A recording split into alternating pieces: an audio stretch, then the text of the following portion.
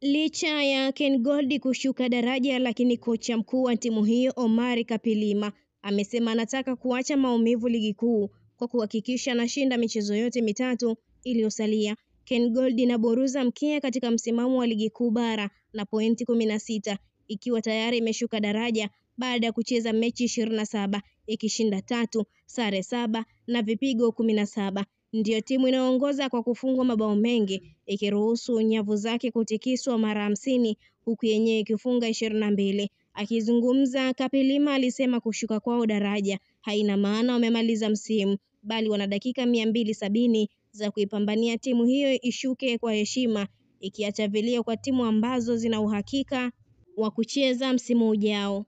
Tuna michezo muhimu mitatu na tunahitaji kuweka rekodi kwa kuonyesha tumeshuka kwa kukosa mipango thabiti, na sio kwamba hatuna uwezo.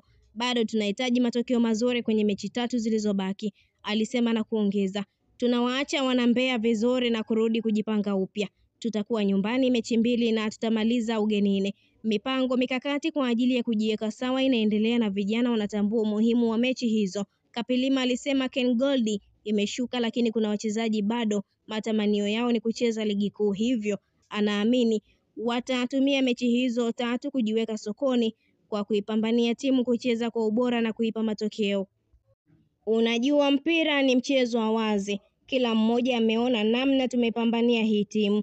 Tumeangushwa na mambo machache, lakini wachezaji wenye uwezo tuliwapata na wapo tayari kwa kuacha maswali kwenye mechi zilizobaki. Timu hiyo itakuwa nyumbani Mei 13 mwaka huu, ikikaribisha Pamba Jiji iliyotoka kupoteza dhidi ya Simba kwa kukubali kichapo cha mabao 5-1 kwenye uwanja wa KMC jijini Dar es Salaam.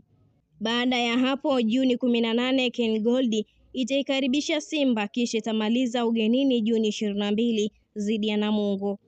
Ken Gold iliyoshuka mapema hadi Championship kutoka ligi kuu bara iliyocheza kwa mara ya kwanza msimu huu imepanga kuipeleka mechi dhidi ya Simba iliyopangwa kupigwa Juni 18 uwanja wa Majimaji Songea mkoani Ruvuma, endapo taratibu za ukaguzi uwanjani hapo zitakamilika mapema. Sababu za timu hiyo kusaka makazi mapya ni kutokana na uwanja wa Sokoine Mbeya ambao kikosi hicho hutumia kwa mechi zake za nyumbani kutumika pia Juni 18 kati ya Tanzania Prison dhidi ya Yanga. Akizungumza, ofisa habari wa Ken Gold Joseph Mkoko alisema kwa sasa ni mapema kuzungumzia suala la uwanja wa mechi na Simba, japo taratibu bado zinaendelea na zitakapokamilika watatoa taarifa ya sehemu watakapocheza siku hiyo. Kwa sasa tunaendelea na maandalizi ya mechi yetu dhidi ya Pamba Jiji tutakayocheza Mei 13, kisha baada ya hapo tutakuwa na wigo mpana kuzungumzia uwanja tutakaotumia dhidi ya Simba.